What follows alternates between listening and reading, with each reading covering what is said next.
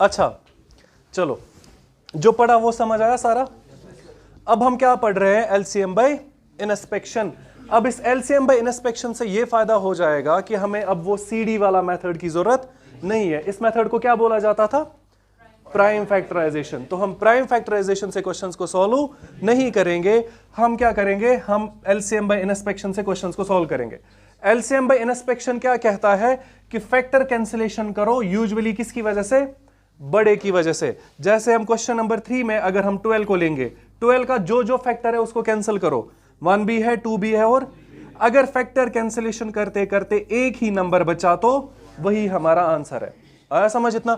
ऐसे अब इस क्वेश्चन पे आ जाओ, नंबर कौन सा है, 8 का फैक्टर 1 भी है और 2 भी है। फैक्टर कैंसिलेशन करते करते अगर एक ही बचा तो वही हमारा आंसर है। अगर एक से ज्यादा बचे तो तब जाके हमें इनकी शक्ल चेक करनी होती है। ये क्या है, कंपोजिट। ये क्या है, प्राइम मल्टीप्लाई। ये प्राइम कैंसिलेशन के बाद हमेशा क्या होता है, मल्टीप्लाई होता है। तो कैंसिलेशन के बाद अगर कुछ नंबर्स बचे हमें प्राइम और कंपोजिट चेक करना होता है। कैंसिलेशन के बाद अगर प्राइम बचा वो हमेशा क्या करना है, मल्टीप्लाई। 7 इंटू 8 कितना हुआ, 56 हमारा आंसर है। सेम इस क्वेश्चन पे आ जाओ, 8 सबसे बड़ा नंबर है, इसका फैक्टर कौन कौन है, 2 और 4, ऐसा ही है। 6 का फैक्टर कौन है, हम बड़े की वजह से फैक्टर्स कैंसिल कर रहे हैं, लेकिन कोई और नंबर अगर किसी और नंबर का फैक्टर होगा तो वो भी कैंसिल होता है। अब हमारे पास दो नंबर्स बचे, कौन कौन, 8 और 6। जब दो कंपोजिट बचते हैं तो हमें क्या करना होता है, बड़े वाले का टेबल।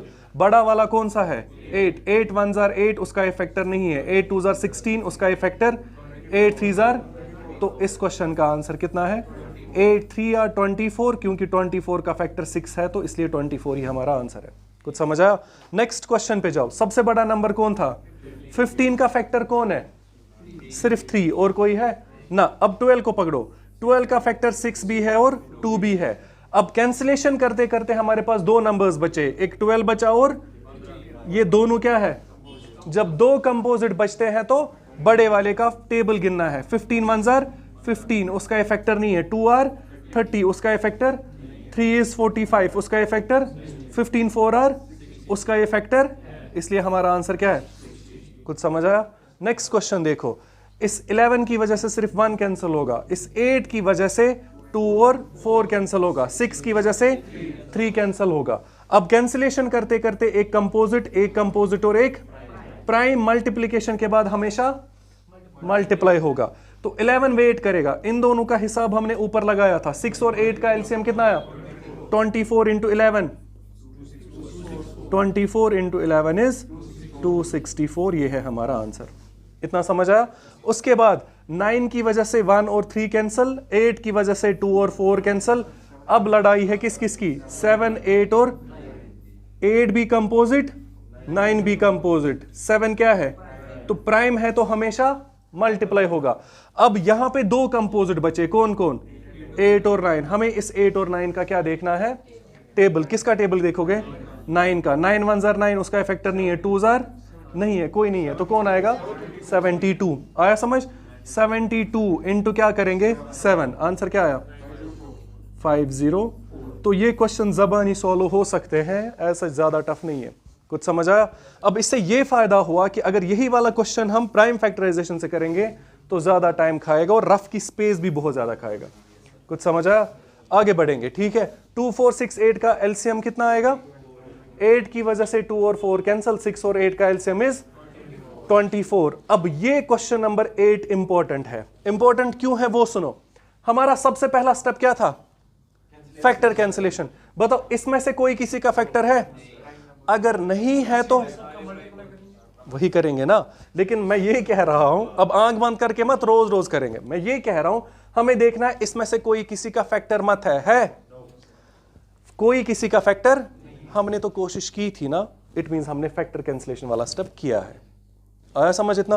क्योंकि इनमें से कोई किसी का फैक्टर नहीं है तो हम मान के चलते हैं फैक्टर कैंसिलेशन हो गई है।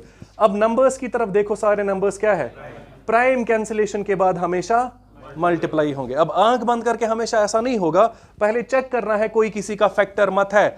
अगर कोई किसी का फैक्टर है तो उसको कैंसिल करते हैं, इन सब का मल्टीप्लाई ही करना है। कुछ समझ आया। आंसर कितना आया, 210। अब इस क्वेश्चन पे आओ, 6 का फैक्टर कौन कौन है? 1b है, 2b है और 3b है। अब बचा 4 और 6, वो दोनों है कंपोजिट। 5 और 7 वो दोनों है प्राइम, हमेशा मल्टीप्लाई। तो 7 5 35 प्राइम है, वो वेट करेंगे। 4 और 6 का एलसीएम कितना आया?